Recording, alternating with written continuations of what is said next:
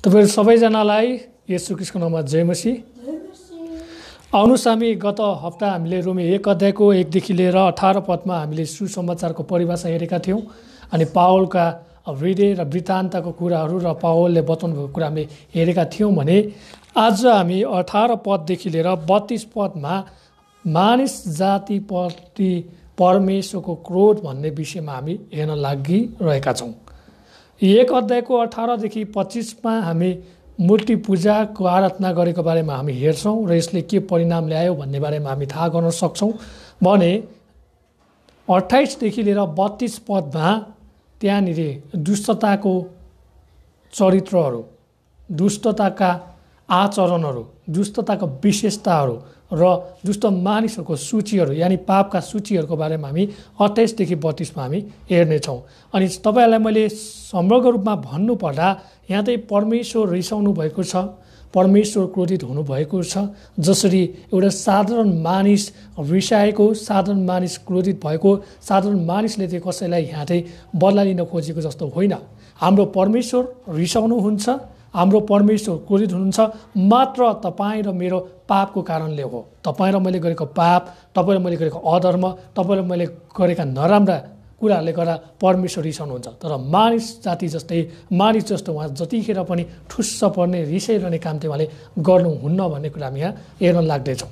अनि पापको कारणले गर्दा परमेश्वर रिसाउनु भएको छ। परमेश्वरले पापलाई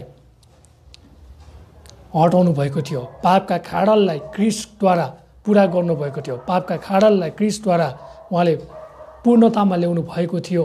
जुन आदम र हव्वाले निम्ताएको पापलाई परमेश्वरले प्रायश्चितद्वारा आफ्नो रगत बगाइकन तपाईँ र मेरो लागि पापबाट सदाको लागि मुक्त गर्ने उहाँले प्रावधान मिलाएर अनि तपाईँ र मलाई चाहिँ मुक्तिको बाटो दिलाउनु भएर उहाँ चाहिँ स्वर्ग चढिरहनु भएको कुरा हामी थाहा गर्न सक्छौँ। अनि हामी यहाँ धेरै कुराहरू हेर्नेछौँ जहाँनिर कसरी पाप सुरुवात भयो, मूर्ति पूजा कसरी सुरु भयो र परमेश्वरको विरुद्धमा इस्राएलहरू कसरी गए र त्यो मरुभूमिमा, मरुस्थलमा उनीहरूले के कुराहरू बिराए भन्ने बारेमा पनि हामी यहाँ हेर्न लाग्दैछौँ। अनि अर्को कुरा हामी हेर्छौँ कसैलाई पनि बहाना छैन भन्ने कुरा हामी हेर्छौँ। परमेश्वरले साधारण कुराहरूबाट पनि उहाँले आफ्नो अस्तित्व देखाउनु भएको छ र विशेष कुराबाट पनि उहाँले आफ्नो अस्तित्व झल्काइरहनु भएको छ।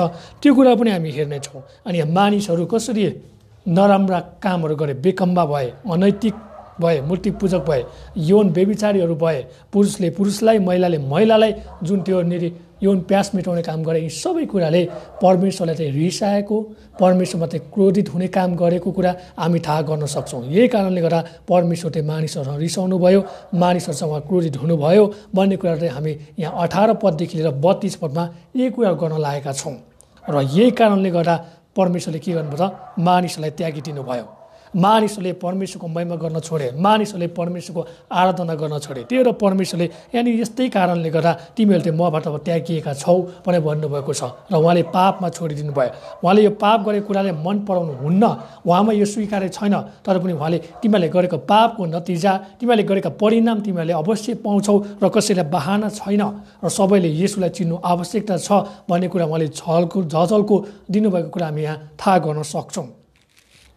हामी अगाडि बढ्नेछौँ रोमी 1 अध्यायको 18 देखि 25 पदमा। तपाईहरु जतिजना पनि जीवित वचन बाइबल पेजमा अहिले वचन सुन्दै हुनुहुन्छ र लाइभमा आउँदै हुनुहुन्छ भने तपाईलाई म एकदम स्वागत गर्न चाहन्छु। अनि परमेश्वरको वचन हामी हेर्न लाग्दैछौँ रोमी 1 अध्यायको 18 देखि लिएर 32 पदमा जहाँनिर मानिस जातिप्रति परमेश्वरको क्रोध भन्ने विषयमा हामी हेर्न लाग्दैछौँ। आउनुहोस् हामी अगाडि बढौँ। 18 पददेखि लिएर परमेश्वरको क्रोध ती मानिसहरूको सारा भक्तिहीनता र दुष्टताको विरुद्ध स्वर्गबाट प्रकट भएको छ जसले सत्यलाई तिनीको अधर्मले दबाइराखेका छन्। अब 18 पदमा आएर हेर्छौँ भने परमेश्वर रिसाउनु भएको कारण हामी यहाँ देख्न सक्छौँ। परमेश्वर के कुराले चाहिँ मानिस जातिप्रति उहाँ रिसाउनु भयो भन्ने कुरा हामी यहाँ ब्याकग्राउन्ड होइन यसको पृष्ठभूमि हामी हेर्छौँ भने पहिलोमा हामी देख्न सक्छौँ भक्तिहीनता, दोस्रोमा दुष्टता र तेस्रोमा के रहेछ त अधर्म। यी तीनवटा कारणले गर्दा परमेश्वरले आज मानिसहरूसँग रिसाउनु भएको कुरा हामी देख्न सक्छौँ। भक्तिहीनता भनेको त्यही परमेश्वरलाई त्यागेर मूर्ति पूजा गर्नु, परमेश्वरलाई पहिले स्थान दिन छोडेर अरूलाई पहिले स्थान दिनु, परमेश्वरको महिमा गर्न छोडेर अरूको महिमा गर्नु, परमेश्वरको महिमालाई सातफेर गर्नु र परमेश्वरको दिनुभएको डर भयमा र उहाँको वचनअनुसार नहिँडेकोमा र आज्ञाकारी नभएको कुरामा हामी देख्न सक्छौँ। भक्तिहीनता भनेको चाहिँ परमेश्वरको आराधना गर्नलाई चुक्नु भन्ने कुरा हामी थाहा गर्न सक्छौँ होइन। भक्ति भनेको चाहिँ लागि पर्नु, लीन हुनु, समर्पित हुनु, अनि त्यो क्रिस्टको महिमा गर्न पर्ने कुरा, क्रिस्टको आराधना गर्न पर्ने कुरा, क्रिस्टलाई उच्चतामा सर्वश्रेष्ठतामा राख्नुपर्ने कुरामा चुकेको कुरा हामी देख्न सक्छौँ। भक्तिहीनता भनेको चाहिँ एउटा भक्ति भनेको चाहिँ जहिले पनि परमेश्वरलाई खोज्नु, परमेश्वरको महिमा गर्नु, परमेश्वरको आराधना गर्नु भन्ने कुरा हामी थाहा गर्न सक्छौँ। तर भक्तिहीनता भनेको चाहिँ त्योबाट के भएको त खस्केको, त्योबाट चाहिँ डिक्रिज होइन, त्यसबाट चाहिँ गिरेको, त्यसबाट चाहिँ खस्केको भन्ने कुरा हामी देख्न सक्छौँ। दुष्टताको विरुद्ध भन्छौँ। दुष्टता भने चाहिँ नराम्रा कामहरू गर्नु, नराम्रो कुराहरू सिकाउनु, नराम्रो कुराको चियो चर्चा गर्नु, नराम्रो कुराहरू चाहिँ एकले अर्कालाई लगाइदिनु अनि एकदम यतै शत्रु जस्तो व्यवहार गर्नु, यो चाहिँ दियाबलस लुसिफरबाट आउने उत्प्रेरणाको कुराहरू हो, उत्साहको कुराहरू हो भन्ने कुरा हामी थाहा गर्न सक्छौँ। एकले अर्कोलाई भड्काउने, एकले अर्कोलाई त्यहाँनिर झगडा बनाउने, एकदम ईश्वरीय दाह पैदा गर्ने भन्ने कुरा हामी देख्न सक्छौँ। नराम्रा कुराहरू, असल नभएको कुरालाई चाहिँ दुष्टता भनिन्छ। अनि यहाँ भन्दछ सत्यलाई तिनीहरूका अधर्मले दबाइरहेका छन्। अनि क्रिस्टको सत्यताले के गरेको छ? अधर्मले दबाइरहेका छन्। अङ्ग्रेजीमा यसलाई ट्रान्सग्रेसन भन्छ है, अधर्मले दबाइराखेका छन् भन्छन्। 19 पदमा परमेश्वरको विषयमा जान्न सकिने कुरा तिनीहरूमा प्रस्तै छ। हेर्नुहोस् त, परमेश्वर को हुनुहुन्छ, के गर्न आउनुभयो, कहिले आउनुभयो, कस्तो हुनुहुन्छ, उहाँको बानी, उहाँको व्यवहार, उहाँको विशेषता, उहाँको स्वरूप, उहाँको आचरण, उहाँका गुणहरू, उहाँका जति पनि त्यो होइन वैदिक कुराहरू, उहाँको आन्तरिक कुराहरू, हाम्रो समझले भ्याउन नसक्ने कुराको बारेमा स्पष्ट तपाईँलाई मैले छल्लङ्गै देख्छौँ। उदाहरणको लागि हामीले थियोलोजी यानि ईश्वर विज्ञ होइन, एउटा हामी के भन्छौँ त्यसलाई, ईश्वर शास्त्रमा हामी के पढ्छौँ भन्दा परमेश्वरले मानिसलाई त्यही दुई किसिमले उहाँले प्रकाश दिनुभएको छ। एउटा जेनरल रेभुलेसन भन्छ जसलाई हामी साधारण प्रकाश भन्न सक्छौँ, सामान्य प्रकाश भन्न सक्छौँ, जहाँ चाहिँ परमेश्वरले नदी, नाला, खोला, पहाड, आकाश, तारा, सूर्य मण्डल होइन, वायुमण्डल, यो वातावरण सबै कुराबाट उहाँले चाहिँ म छु है भन्ने कुरा उहाँले देखाउनु भएको कुरा हामी देख्न सक्छौँ। अनि त्यो चाहिँ परमेश्वरले सामान्य मानिसलाई सामान्य प्रकारले सामान्य समयमा चाहिँ विशेष प्रकाश दिने चाहिँ के हो त? सामान्य प्रकाश हो, जसलाई चाहिँ जेनरल रेभुलेसन भन्छ। एउटा होइन जिनेन रिभुलेसन, एउटा सामान्य प्रकाश भन्दछ। परमेश्वरले सबैलाई सबै ठाउँमा, सबै स्थानमा अनि सबै प्रकाश खोलिदिनु के हो चाहिँ सामान्य प्रकाश हो। नदी, नाला, वातावरण, हिमाल, पहाड होइन, यो पृथ्वीका सबै कुराहरू हामी के जान्न सक्छौँ? पक्कै पनि त्यहाँ बनाउने चाहिँ सृष्टिकर्ता हुनुहुन्छ। उहाँले चाहिँ यो तारा कसरी राखिदिनु भयो, आकाश कसरी राखिदिनु भयो, अनि त्यो ताराहरूलाई कसरी झुन्डाइदिनु भयो, अनि त्यहाँ सूर्यले फेरि कसरी पराक्रम गर्ने, अनि त्यहाँ वनस्पतिका कुराहरू, अनि चराचुरुङ्गीको कुराहरू, नदी नालाका कुराहरू, पहाडका कुराहरू, झरनाको मुहानको स्रोतहरू कसरी बनाइदिनु भयो। कोही न कोही त पक्कै पनि त्यहाँ के छ त? एउटा सृष्टिकर्ता छ। यो बनाउने त को होला भनेर मान्छेले खोजोस् भनेर उहाँले के गर्नुभयो? यो कुराबाट देखाइदिनु भयो भन्ने कुरा हामी देख्न सक्छौँ। ओके न भन्नुहोस् त? हो नि। अनि कहिले काहीँ तपाईँले गड्याङ गुडुङ गरेर आवाज सुन्नुभयो होला, कहिले भुइँचालोले डड्याङ डुङ गरेर है घर भत्काएको आवाज सुन्नुभयो होला, कहिले हुरी बतासले तुफानले मान्छेहरूलाई किल्ची मिल्ची पारेर है सहने नसक्ने गरेर फालिदिएको देख्नुभएको होला, कहिले सुनामी देख्नुभएको होला, विभिन्न प्रलयहरू देख्नुभएको होला, विभिन्न यो प्राकृतिक प्रकोपहरू देख्नुभयो होला, विभिन्न आकाशमा चिन्ह चमत्कारहरू देख्नुभयो होला होइन, कहिले रातो, कहिले कालो, कहिले दिनमै अन्धकार भएको कुरा देख्नु होला। यो सबै कुराले केलाई बताउँछ त? परमेश्वरको त्यहाँनिर के छ त? अस्तित्व छ भन्ने कुरालाई बताउँछ है। परमेश्वर त्यहाँ हुनुहुन्छ, परमेश्वरले बनाउनु भयो, कोही न कोही त सृष्टिकर्ता होला भनेर संसारको मानिसको नजरमा, विवेकमा र उनीको हृदयमा के कुरा हालिदिनु त? त्यहाँ सृष्टिकर्ता पक्कै छ, खोज्नुपर्छ भन्ने कुरा देखाइदिनु भयो। तर त्यो साधारण प्रकाशलाई विश्वास गरेर मात्रै हामीले मुक्ति पाउँदैन भन्ने कुरा हामी देख्न सक्छौँ।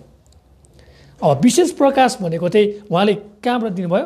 यो बाइबल जुन हाम्रो लागि चाहिँ लिखित वचन हो। अनि अर्को कुरा के हो त? हामीलाई पवित्र आत्माबाट पनि हामीले थाहा गर्न सक्छौँ है। अनि अर्को चाहिँ प्रभु येशू आफै हुनुहुन्छ, हामी यी कुरा हेर्न सक्छौँ। अनि हाम्रो विवेक पनि हो भन्ने कुरा हामी थाहा गर्न सक्छौँ। हाम्रो विवेकलाई थाहा हुन्छ कि साँचो येशू को हो, साँचो मुक्तिदाता को हुनुहुन्छ, उहाँले के गर्नुभयो, संसारलाई के गर्नुभयो। अनि यो बाइबलमा हामी पढ्छौँ भने चाहिँ प्रभु येशू त्यही बाटो, सत्य र जीवन हुनुहुन्छ, उहाँद्वारा बाहेक कहीँ पनि मुक्ति छैन। उहाँद्वारा बाहेक कोही पनि पिताका पुग्न सक्दैन। उहाँको रगतले मात्र हाम्रो पाप क्षमा हुन्छ, उहाँको रगतले मात्र हामीले जीवन पाउँछौँ, उहाँको रगतले मात्र हामी स्वर्ग चढिजान सक्छौँ भन्ने कुरा हामी देख्न सक्छौँ। अनि पवित्र आत्माले त पापी छस्, तैँले गल्ती गर्दैछस्, तैँले अधर्म गर्दैछस् भन्ने कुराले देखाउनुहुन्छ, तँलाई मुक्तिदाताको न्यायकर्ताको खाँचो छ भन्ने कुरा उहाँले देखाउनुहुन्छ। अनि विशेष गरी हामी विशेष प्रकाश भनेको चाहिँ विशेष मानिसलाई विशेष स्थानमा विशेष परमेश्वरको अस्तित्वको बारेमा बताउनु, परमेश्वर यो हो, परमेश्वरको ज्ञान यस्तो छ, परमेश्वरको विवेक यस्तो छ, परमेश्वरको शिक्षा यस्तो छ भनेर दिनु त के हो त विशेष प्रकाश हो, जसलाई हामी स्पेसल रेभुलेसन भन्छौँ है। हामी विशेष प्रकाश भन्छौँ। यो दुईवटा कुराले के गर्छ त प्रभु येशू चाहिँ साँच्चै नै उहाँ चाहिँ सृष्टिकर्ता हुनुहुन्छ। यो संसारमा कोही न कोही त के छ त एउटा सृष्टिकर्ता छ भन्ने कुरा उहाँले देखाउनु भएको कुरा हामी देख्न सक्छौँ। अनि हामी साधारण प्रकाशलाई हामीले विश्वास गरेर हामीले मुक्ति पाउन सक्दैनौँ।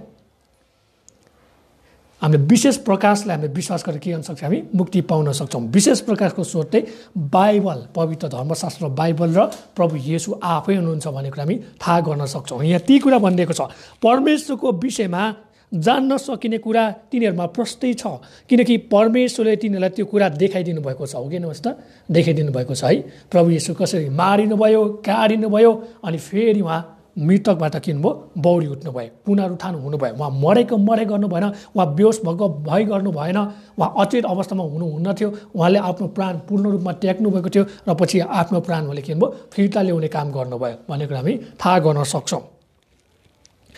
यहाँ हेरौँ 20 पदमा, उहाँको अदृश्य गुण अर्थात् उहाँको अनन्त शक्ति र ईश्वरीय स्वभाव संसारको सृष्टिदेखि नै बनाएका थोकहरूमा छल्लङ्गै देखिएको छ, यसैले यिनीहरूलाई कुनै किसिमको बाहना छैन। अनि प्रियहरू, आज तपाईँले जतिजनाले परमेश्वरको वचन सुन्नुभएको छ, विशेष गरी तपाईँहरू प्रभु येशूलाई नपाउनु भएको व्यक्तिहरूलाई म यहाँनिर वार्निङ दिन लाग्दैछु, चेतावनी दिन लाग्दैछु र तपाईँलाई मैले औँला ठडाउन लाग्दैछु कि यहाँ परमेश्वरले भन्नुभएको छ, मैले छल्लङ्गे तिमीहरूको लागि के गरेको छु, देखाइदिएको छु, सृष्टिमा देखाइदिएको छु, प्रकृतिमा देखाइदिएको छु, प्रकोपमा देखाइदिएको छु, होइन, विभिन्न घटना परिस्थिति अवस्थामा वातावरणमा मैले देखाइदिएको छु कि म चाहिँ तिमीको सृष्टिकर्ता हुँ, म नै तिमीलाई बचाउने व्यक्ति हुँ, म नै तिमीलाई मुक्ति दिने परमेश्वर हुँ, म नै तिमीलाई उद्धार गर्ने परमेश्वर हुँ, म नै तिमीलाई पाप क्षमा दिने परमेश्वर हुँ। अझ पनि समय छ विश्वास गर, अझ पनि समय छ घुँडा टेक, अझ पनि समय छ पाप अनैतिक कुरा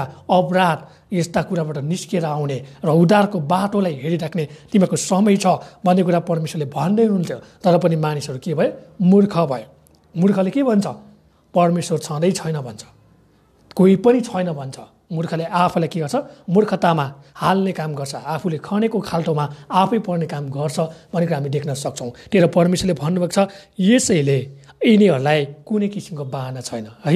तपाईँले भन्न सक्नुहुन्छ, यसैले यिनीहरूलाई कुनै किसिमको बाहना छैन। त्यहाँ कुनै किसिमको बाहना छैन। मैले यस्तो गरेँ, मैले उस्तो गरेँ, मलाई क्षमा गर्नुहोस्, मैले आएर चिने भनेर अन्तमा रोए पनि, कराए पनि, टाउको फुटाएर रगत झारे पनि, त्यहाँनिर जे गरे पनि कुनै पनि बाहना छैन। अनि यो बाहनाबाट बस्न चाहनुहुन्छ र यो बाहनालाई घुमाउन चाहनुहुन्न भने तपाईँको लागि सुवर्ण अवसर छ। यो आउँदो क्रिसमसमा हुनसक्छ, न अहिलेको दिनमा हुनसक्छ, न भोलिको दिनमा हुनसक्छ, न क्रिसमसकै दिनमा हुनसक्छ। तपाईँले के गर्नुहोस् त, आफ्नो जीवन चाहिँ प्रभु येशूलाई दिनुहोस् भनेर म तपाईँलाई अनुरोध गर्न चाहन्छु। किनकि यहाँ परमेश्वरले भन्नुभएको छ, छल्लङ्गै सबै कुरामा उहाँले देखाइदिनु भएको छ, उहाँको अस्तित्व, उहाँको प्रमाण, उहाँको व्यवहार, उहाँको चरित्र, उहाँको विचार, उहाँको विशेषता, उहाँको सद्गुण, उहाँको विवेक, होइन, सबै कुरा उहाँले के भन्छ देखाइदिनु भएको छ। र उहाँले भन्नुहुन्छ, यसैले यिनीहरूलाई कुनै किसिमको बाहना छैन। उसले मलाई सुनाएन र म नर्क गएँ, उसले मलाई भनेन र म नर्क गएँ भन्ने बाहना छैन है। तेरो परमेश्वरको वचनलाई होसियारीपूर्वक के गरौँ त, विचार गरौँ, खेलाचीको रूपमा प्रयोग नगरौँ भनेर म तपाईँलाई आग्रह गर्न चाहन्छु। अब हामी यहाँ 18देखि 20 पदमा हेर्छौँ भने के कुरा देख्न सक्छौँ भने हाम्रो परमेश्वर रिसाउनु चाहिँ स्वाभाविक हो। जसरी मानिस रिसाउँछ भने परमेश्वर रिसाउनुपर्छ, किनकि परमेश्वरले के गर्यो, तपाईँ र मलाई आमाको गर्भभन्दा अगाडि नै रच्नुभयो, हत्केलामा नाम खोप्नुभयो। तपाईँ र मेरो आमा बुबाले, परिवारले, इष्टमित्रले, छरछिमेकले, संसारका मानिसले छोड्न सक्छ, तर परमेश्वरले कहिले पनि छोड्न सक्दैन। उहाँले यो प्रतिज्ञा गर्नुभएको छ। त्यही कारणले गर्दा उहाँलाई के हुन्छ त, भित्र दाहा हुन्छ है, उहाँलाई एक किसिमको जलन हुन्छ। उदाहरणको लागि तपाईँको आमाले तपाईँलाई र तपाईँको परिवारलाई कसैलाई घुमाउन मनपर्छ? मन पर्दैन नि। त्यस्तै हाम्रो परमेश्वरलाई पनि उहाँबाट कोही पनि खोसिएको मन पर्दैन, उहाँबाट कोही पनि टाढेको मन पर्दैन। र त्यही भएर उहाँले प्रतिज्ञा गर्नुभएको छ, तँलाई म कुनै रीतिले छोड्ने छैन, त्याग्ने छैन। कतिले सम्झिरह होला यो महामारीमा कोरोनाले मलाई परमेश्वरले त्याग्नु भयो, परमेश्वरले मलाई छोडिदिनु भयो भनेर भन्नुभयो होला। तर म तपाईँलाई एउटा के देखाउन चाहन्छु त, त्यहाँ प्रमाण देखाउन चाहन्छु। मानौ तपाईँ परमेश्वरबाट त्यो कुरा सोच्नु भएको छ र मानौ तपाईँ कोरोनाबाट सङ्क्रमित हुनुभएको छ, तर तपाईँको लागि प्रार्थना गरेको छ र तपाईँ त्यही घडी निको हुनुभयो भने तपाईँलाई परमेश्वरले त्याग्नु भयो कि भएन? अब तपाईँले मलाई भन्न सक्नुहुन्छ है, तपाईँले के भन्नुहुन्छ? परमेश्वरको वचन हिब्रू 13 को 5 अनुसार उहाँले मलाई त्याग्नु भएको छैन, छोड्नु भएको छैन र कुनै रीतिले पनि, कुनै किसिमले पनि, कुनै घटनाले, कुनै परिस्थितिले, कुनै महामारीले, कुनै रोगले, कुनै जेसुकैले पनि परमेश्वरले मलाई छोड्नु भएको छैन भनेर तपाईँले प्रमाण दिन सक्नुहुन्छ न? सक्नुहुन्छ नि। हाम्रो परमेश्वर चाहिँ त्यति महान छ भन्ने कुरा हामी देख्न सक्छौँ। अनि यहाँ परमेश्वर रिसाउनुहुन्छ तर उहाँमा स्वार्थ छैन है। हामी मान्छे रिसाउँछ भने हामी शर्त राख्छौँ, स्वार्थ पुरा गर्छौँ, आफ्नो इच्छा, योजना, आकाङ्क्षा, अभिप्राय हामी पुरा गर्छौँ र अनि मन पऱ्यो भने मात्र है, अनि आफूलाई मन पऱ्यो भने मात्रै हामीले माफ गर्छौँ नत्र गर्दैनौँ। तर हाम्रो परमेश्वर उहाँ चाहिँ रिसाउनुहुन्छ, तर उहाँ स्वार्थ रहित तरिकाले रिसाउनुहुन्छ है। उहाँले कसैलाई पनि पक्षपात गर्नुहुन्न। उहाँ किन रिसाउनुहुन्छ भन्दा पापको कारणले रिसाउनुहुन्छ। अनि हाम्रो परमेश्वर चाहिँ पापलाई चाहिँ रिसाएर उहाँ चाहिँ न्याय गर्न चाहनुहुन्छ। दोस्रो थेसलोनिकी 1:5-10 पदमा हेर्नुहुन्छ भने परमेश्वर चाहिँ न्यायाधीश हुनुहुन्छ। अनि उहाँ परमेश्वर चाहिँ रिसाउनुहुन्छ किनभने उहाँले न्याय गर्नुपर्ने हुन्छ।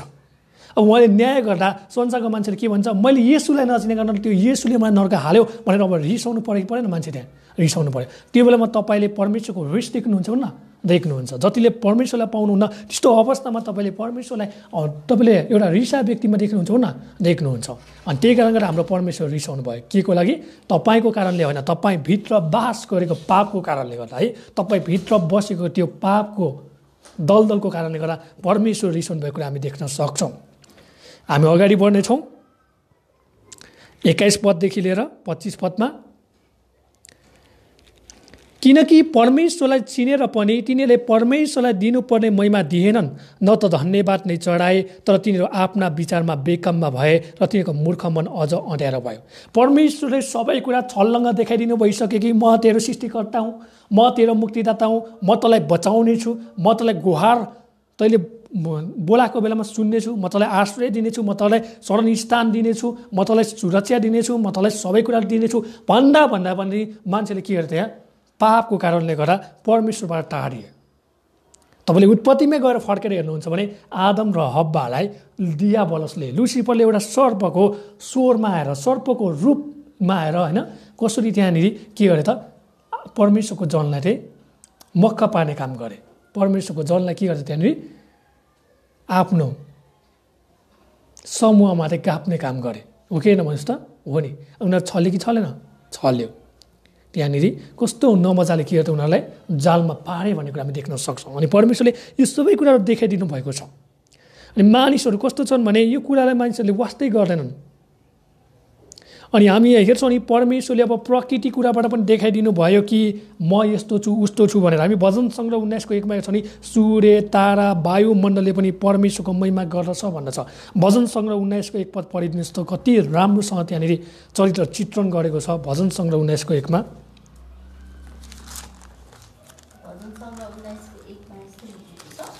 आकाशले परमेश्वरका महिमाको वर्णन गर्छ र तारामण्डलले उहाँका हातको सिपको घोषणा गर्छ। जस्तो भजन सङ्ग्रह 19:1 दाउदले भन्नुभएको छ, आकाशले परमेश्वरका महिमाको वर्णन गर्छ र तारामण्डलले उहाँको हातको सिपको घोषणा गर्छ। हेर्नुहोस् त, आकाशले पनि के गर्छ?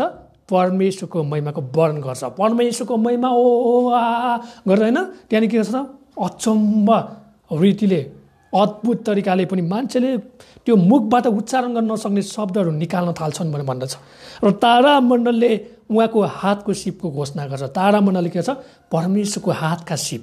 एफिसीमा आएर हामी हेर्छौँ भने होइन 2:10 परमेश्वरले हामीलाई के गर्नुभएको छ? सिप हालिदिनु भएको छ। अनि हामीलाई सृजनाकर्ताको छोराछोरी बनाउनु भएको छ। अनि हामीलाई के भन्छ सृजनशील व्यक्ति बनाउनु भएको छ। हामी सबैमा उहाँले एउटा स्किल हालिदिनु भएको छ, निपुण बनाइदिनु भएको छ, सिप हालिदिनु भएको छ। अनि त्यो सिपलाई तपाईँले निखार्न पर्ने, तिखार्न पर्ने। जसरी उदाहरणको लागि पेन्सिल तपाईँले तिखार्नु पर्छ परेन, केही कोर्नलाई केही लेख्नलाई हो, त्यसरी नै हाम्रो जीवन पनि के हुन्छ कोरिनु पर्नेछ। आमेन। अनि हाम्रो जीवनलाई पनि निखार्नु पर्नेछ।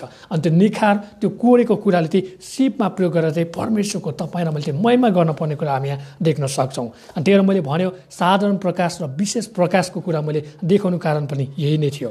हामी अगाडि बढ्नेछौँ। अनि परमेश्वरले यस्तै कुरा कहाँ गरिदिनु भयो, पावलद्वारा यो प्रेरित 14 अध्यायको 15 देखि 17 पदमा त्यहाँ लुस्रा भन्ने ठाउँमा पनि परमेश्वरको बारेमा पावलले बताइदिए। एकदम राम्रो कुरा छ, हामी हेर्नेछौँ झट्टै गरी 14 अध्यायको 15 देखि 17 पद। प्रेरित 14 अध्यायको 15 देखि 17 पद। प्रेरित 14 को 15 देखि 17 पद म आफै पढिदिनेछु।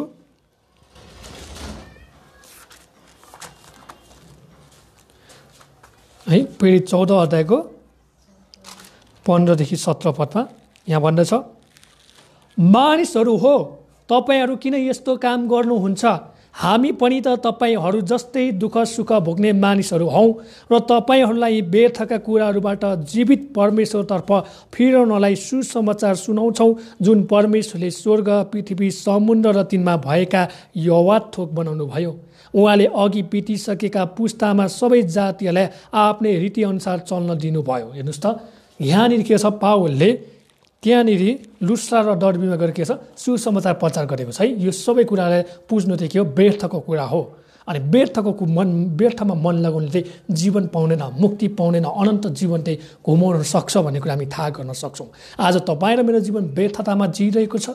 आज तपाईँ र मेरो जीवन नचाहिने कुरामा हिँडिरहेको छ। आज तपाईँ र मेरो जीवन नचाहिने कुराहरूको इच्छा गर्दछ भने तपाईँ र म पनि अनन्तको मार्ग र अनन्तको जीवनबाट हामी के भएका छौँ र टाढेका छौँ भन्ने कुरा हामी थाहा गर्न सक्छौँ। त्यही भएर तपाईँलाई अनन्तको मार्ग थाहा गर्न मन लागेको छ, अनन्तको मार्गमा प्रवेश गर्न मन लागेको छ र अनन्त जीवन के हो भनेर तपाईँलाई बुझ्न मन लाग्छ भने तपाईँले पक्कै पनि प्रभु येशूका जानुपर्ने कुरा हामी देख्न सक्छौँ र बाइबल धर्मशास्त्र पढ्न पर्ने आवश्यकता हामी यहाँ देख्न सक्छौँ। अनि त्यस्तै कुरा पावलले प्रेरित 17 अध्यायको 24 देखि लिएर 29 पदमा है हामी हेर्छौँ नि एथेन्समा भएका त्यहाँ विद्वानहरूलाई पनि उहाँले प्रकृतिको बारेमा पनि येशू प्रभुको सुसमाचार प्रचार गर्नुभएको घटना हामी थाहा गर्न सक्छौँ। फिलोसोफी भनेको के हो त, जसले ज्ञानलाई प्रेम गर्छ तिनीहरूले के हो, फिलोसोफी होइन, एउटा दार्शनिक हो। ज्ञानलाई प्रेम गर्ने नै दार्शनिक हो भन्ने कुरा हामी थाहा गर्न सक्छौँ। अनि यहाँनिर इस्राएलीहरूले गरेको काम के हो, मरुभूमिमा उनीहरूले बादशाहको मूर्ति बनाए, जुन चाहिँ परमेश्वरमा के थियो, नराम्रो काम थियो, परमेश्वरको नजरमा डरलाग्दो पाप थिए भन्ने कुरा हामी थाहा गर्न सक्छौँ। अनि त्यति मात्र होइन, प्रस्थान 32 अध्यायको 1 देखि 4 पदमा मोसाले परमेश्वरसँग त्यहाँनिर 10 आज्ञाको कुरा लिनलाई समय बिताउन 40 दिन 40 रातजना त्यहाँनिर के भयो हारुनलाई त्यो बाध्यतामा त्यहाँ बादशाहको मूर्तिहरू कुण्डलहरू फुकालेर लगाएका होइन, त्यहाँनिर गरगहनाहरूको आश्रय लिएर साथ लिएर के गरे, सहयोग लिएर बादशाहको मूर्ति सुरु गरे र त्यहाँ पाप बढेको कुरा हामी देख्न सक्छौँ। भजन सङ्ग्रह 106 को 20 मा पनि हामी यस्तै कुरा थाहा गर्न सक्छौँ। अनि उनीहरूले परमेश्वरलाई आराधनामा इन्कार गरे र परमेश्वरको व्यवस्था र परमेश्वरको बानी र परमेश्वरको चरित्रलाई के गरे त उनीहरूले बेवास्ता गरे।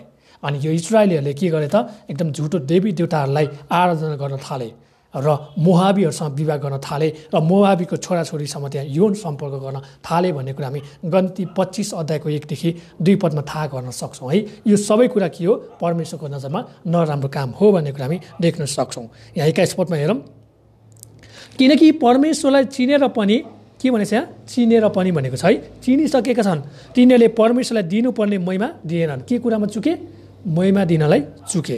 अर्को कुरा केमा चुके, धन्यवाद चढाउन चुके। र अर्को कुरा के गरे, उनीहरू आफ्नै विचारमा बेकम्बा भए र अनि के भयो, मूर्ख मन अँध्यारो भयो। आज तपाईँ र मैले गर्न नहुने कुरा चाहिँ हामी यहाँ 21 पदमा देख्छौँ। है हामीले यसलाई टिक लाउन पनि सक्छौँ। हामीले गर्नुपर्ने काम के हो, परमेश्वरलाई चिन्न पर्ने रहेछ। अनि हामीले गर्नुपर्ने काम के हो, परमेश्वरलाई चिनेर उहाँलाई महिमा गर्नुपर्ने, उहाँलाई महिमा दिनुपर्ने हाम्रो काम रहेछ। अनि हाम्रो अर्को काम के हो, परमेश्वरलाई धन्यवादको जीवन देखाउनुपर्छ। बोलीले मात्र होइन, व्यवहारले मात्र होइन, जीवनमा प्रयोग गरेर पनि देखाउन पर्ने कुरा हामी देख्न सक्छौँ। गणगणको जीवनभन्दा धन्यवादको जीवन चाहिँ के हो, एकदम राम्रो हो भन्ने कुरा हामी थाहा गर्न सक्छौँ। अनि यहाँ हामी अर्को कुरा के गर्नुपर्ने छ, हामीले आफ्ना विचारमा बेकाममा हुने होइन, आफ्नो विचारमा परमेश्वरलाई सहयोग माग्ने काम हामी गर्नुपर्छ। आफ्नो विचारमा परमेश्वरको पवित्र आत्माको होइन त्यो सल्लाह र सुझाव लिनु आवश्यकता छ भन्ने कुरा हामी देख्न सक्छौँ। अनि त्यति मात्र होइन, हामी मूर्ख बन्ने होइन, तर हामी असल बनेर उज्यालो मार्गमा हिँड्ने व्यक्तिहरू हुनुपर्छ। अरूलाई पनि उज्यालो छर्ने नुन र ज्योतिका सन्तानहरू हामी हुनुपर्छ भन्ने कुरा हामी यहाँ सिक्न सक्छौँ। अगाडि बढौँ 22 पदमा। बुद्धिमान छु भन्ने दाबी गरे तापनि तिनीहरू मूर्खै भए। हेर्नुहोस् त, बुद्धिमान छु भने पनि के भयो, तिनीहरू मूर्ख भए है। जसले म बुद्धिमान छु भन्छ त्यसले के गर्छन्, मूर्ख काम गर्छन्। र तिनीहरूले विनाशी मानिस, चराचुरुङ्गी, चार खुट्टे जनावर र घर्षने जीवहरूको मूर्तिका रूपसम्म अविनाशी परमेश्वरको महिमाको साथ प्रयोग गरे। इजरायलीले यस्तो बादशाहको मूर्ति बनाए, पाप गर्न लगाए, नराम्रो काम गरे। जब मोसा फर्केर आएको थिए, मोसाले रिसाएर के छ, 10 आज्ञाको थियो है, त्यहाँनिर ढुङ्गा नै फालिदिएको छ। अनि तिनीहरूले पिलाउन लागेको छ त्यहाँनिर हामी हेर्छौँ भने। अनि मोसाले के गर्छ, तिमीहरूको कारणले गर्दा परमेश्वर रिसाउनु भएको छ, अब परमेश्वरले तिमीलाई मार्न चाहनुहुन्छ भन्दा परमेश्वरले त्यहाँनिर अनि मोसाले के भन्छ, प्रभु मलाई मारिदिनुहोस्, मेरो कारणले गर्दा हारुनले अनि मेरा दाजुभाइहरूले, तपाईँका छोराछोरीले तपाईँको बारेमा बुझेनन्, तपाईँको बारेमा यिनीहरूले खेलाची गरे, म नै यो पापको दोषी हो, मलाई क्षमा गर्नुहोस् भनेर त्यहाँनिर मोसाको नम्रताले गर्दा के गर्छन् त, परमेश्वरले अरू सबैलाई मारिदिन्छन् है। तर मोसालाई परमेश्वरले जोगाउनु भएको हुन्छ। मोसालाई परमेश्वरले के भन्छ, तँ नै तिनीहरूको लागि ईश्वर हो, तँ नै तिनीहरूको लागि मुक्तिदाता हो, तँ नै तिनीहरूको लागि के हो त, परमेश्वर हो, ईश्वर हो, देवता हो, तैँले तिनीहरूलाई के गर्नु लाग्छ, गर भनेर परमेश्वर रिसाउनु भएको हामी देख्न सक्छौँ।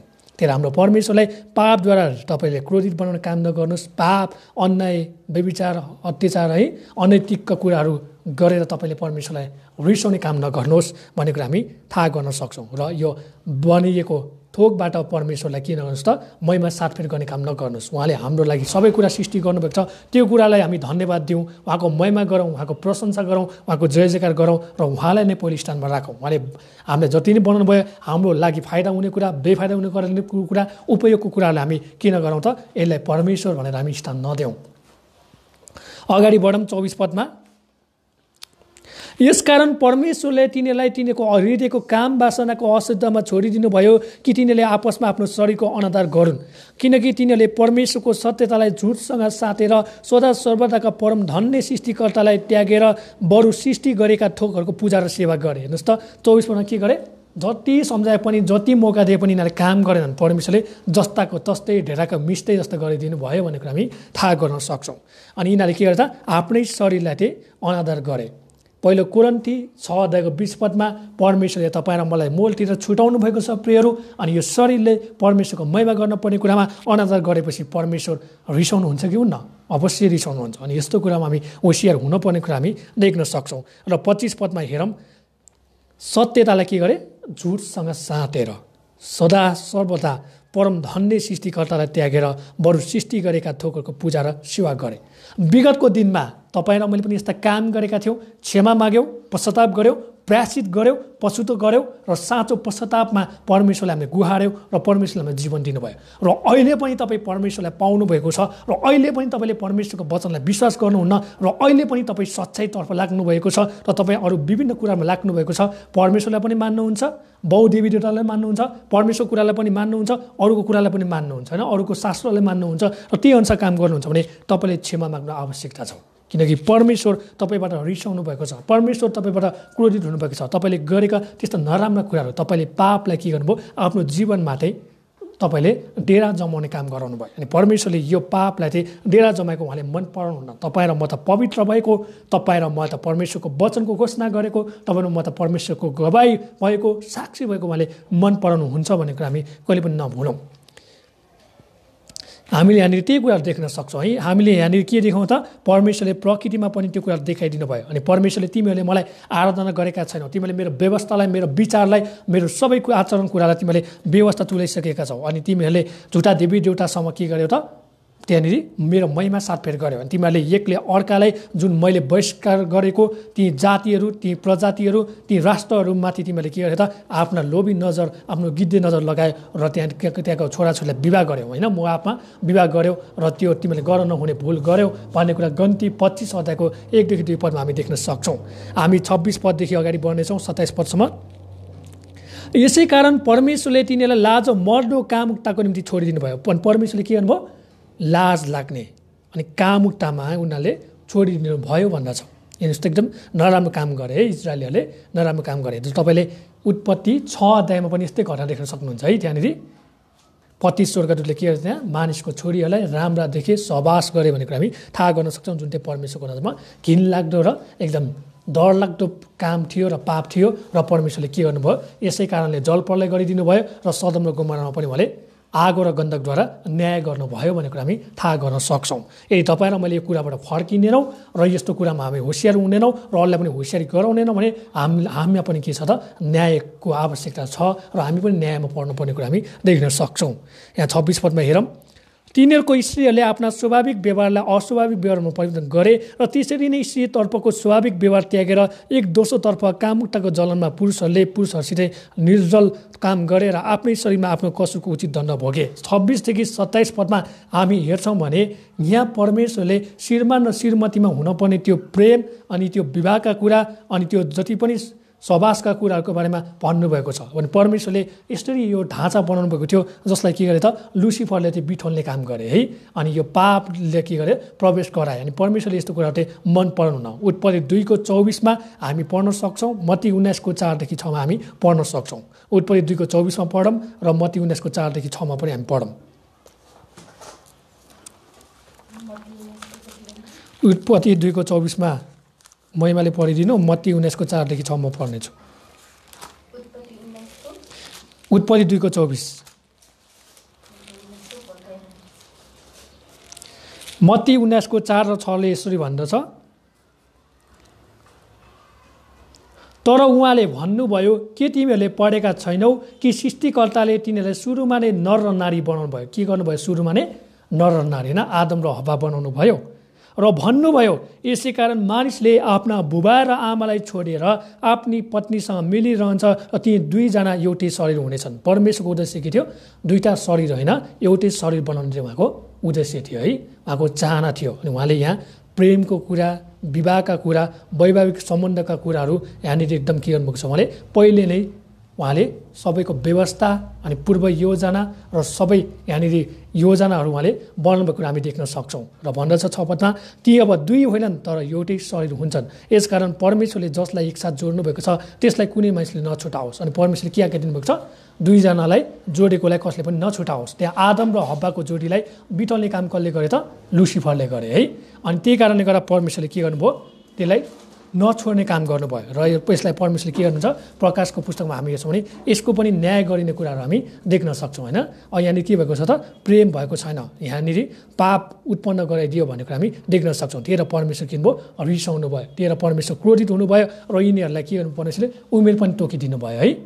हव्वालाई त्यहाँनिर सुत्केरी बेडामा ज्यादै बढाइदिनु भयो। आदमलाई के परमेश्वरले के गर्यो? तेरो पसिनाबाट चुहिएसम्म तैँले नमरुन्जेल तैँले खेतीपाती किसानमा जीवन जिउनु भनेर परमेश्वरले त्यहाँनिर के भयो? एउटा सजाय तोकिदिनु भयो, एउटा श्राप दिनुभएको हामी देख्न सक्छौँ। सर्पलाई चाहिँ घिसेर माटो खानेको रूपमा त्यहाँनिर उहाँले के गर्नुपर्छ? त्यहाँनिर सजाय दिनुभयो भनेर हामी देख्न सक्छौँ। आज तपाईँ र मैले परमेश्वरको व्यवस्था, परमेश्वरको वचनलाई, परमेश्वरको मान र अनि त्यहाँनिर मर्यादालाई, परमेश्वरको आराधनालाई, परमेश्वरको महिमालाई, परमेश्वरको प्रशंसालाई यसरी हामी अनादर गर्छौँ भने तपाईँ र म पनि सजायको के छौँ? भागीदार छौँ, सजायको योग्यका छौँ भन्ने कुरा हामी देख्न सक्छौँ। र उत्पत्ति 2:24 पनि त्यही कुरा लेखिदिएको छ है। उत्पत्ति 2:24 पनि एकचोटि पढौँ।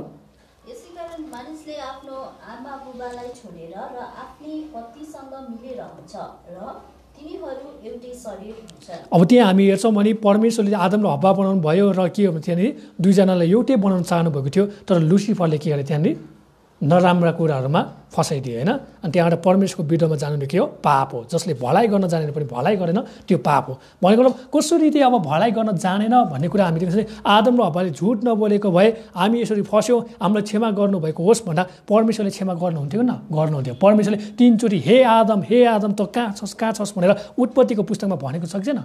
छ नि, मौका दिनुभएको थियो। तर आदम र हव्वाले एकले अर्कालाई दोष लगाएर परमेश्वरलाई के गरे? त्यहाँनिर रिसाउने काम गर्नमा राखिदिए होइन, रिसाउने त्यहाँ बाध्यतामा राखिदिए भन्ने कुरा हामी थाहा गर्न सक्छौँ। अब हामी यहाँ 26 देखि 27 हेर्छौँ भने श्रीमान र श्रीमतीमा हुनुपर्ने सम्बन्ध पनि यहाँ बिगारिदिएको छ, प्रेमको कुरा सहवासको कुरा बिगारिदिएको छ। र यहाँ मान्छे र यहाँनिर होइन एउटा हामी हेर्छौँ भने यहाँनिर एउटा पुरुष र एउटा महिला के भएको छ, अब आफ्नो दिमागलाई, आफ्नो बुद्धिलाई, आफ्नो विवेकलाई, आफ्नो शरीरलाई चाहिँ नराम्रो कुरामा चाहिँ अग्रसर गरेको छ। अनि नारीलाई पुरुषलाई नचाहिने काममा सहभागी गराएको छ, यौन प्यास मेटाएको छ, अनैतिक कुरा सिकाएको छ, मूर्ति पूजा सुरु गरेको छ, अनि त्यस्ता होइन त्यहाँनिर एकदम नराम्रो धन्दाहरू सुरु गरेको छ। त्यही कारणले गर्दा के छ, परमेश्वर रिसाउनु भएको कुरा हामी थाहा गर्न सक्छौँ। अनि यो सबै के थियो, परमेश्वरको आँखामा चाहिँ गलत कार्य थियो। को आँखामा, परमेश्वरको नजरमा यो सबै के थियो त, एकदम सहन नसक्ने कुरा हामी देख्न सक्छौँ। अनि उनीहरूले परमेश्वरको व्यवस्थालाई के गरेन, वास्ता गर्न सकेन। अनि उनीहरूमा के भयो, शारीरिक समस्या आयो, सामाजिक समस्याहरू आए र अन्तमा उनीहरू के भयो, परमेश्वरको न्यायमा परे भनेर हामी देख्न सक्छौँ है।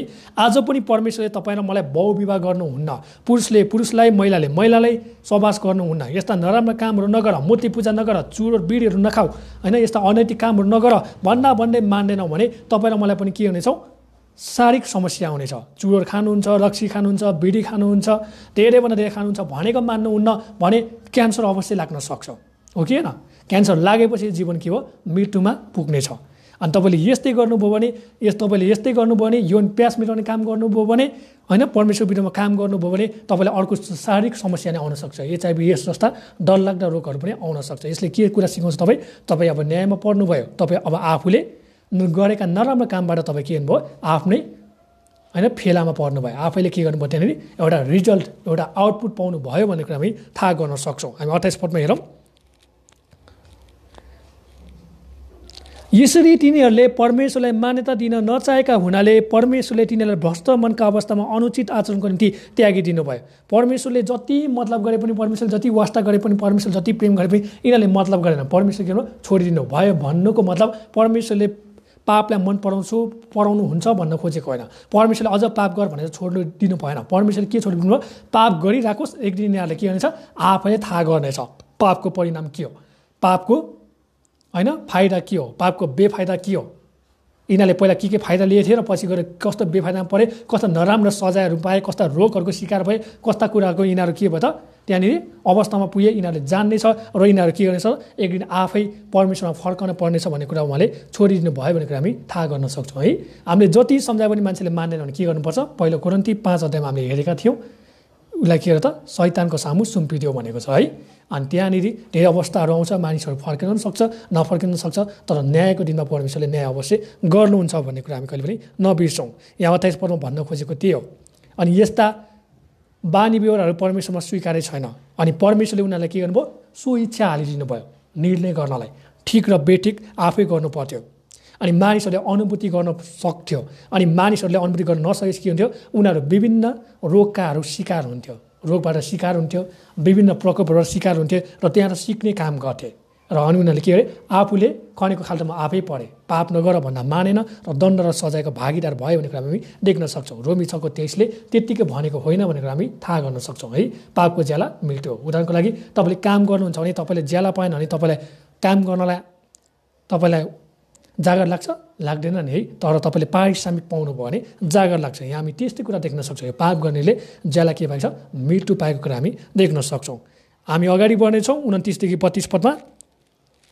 तिनीहरू सबै किसिमका बदमासी, दुष्टता, लोभ, इबीले भरिएका छन्। तिनीहरू डाहा, हत्या, झै झगडा, छल, बदखाइले भरिएका हुन्छन् र तिनीहरू कुरोटे र बदनाम गर्ने, परमेश्वरलाई घृणा गर्ने, ढिठ, अङ्गकारी, अभिमानी, दुष्ट कुरा रचि हिँड्ने, आमा बुवाको आज्ञा पालन नगर्ने, मूर्ख, विश्वासघाती, निर्दय र कुर हुन्छन्।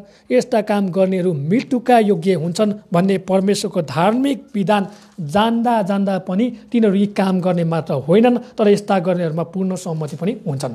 पापले के गर्यो, पाप गलत हो, पाप गर्नुहुन्न, पाप परमेश्वरको विरुद्धमा नराम्रो हो भनेर थाहा पाउन पनि पापलाई जराइदेखि फाल्न नसक्नु, पापलाई जराइदेखि चिन्न नसक्नु, पापलाई उखालेर फाल्न नसक्नु नै मानिसको जीवनको के रहेछ त, त्यहाँनिर मुख्य समस्या रहेछ है। मुख्य के रहेछ यो नै एउटा जाल रहेछ, एउटा षड्यन्त्र रहेछ। यसले चाहिँ मानिसको जीवनलाई चाहिँ खाइरहेको जस्तो रहेछ।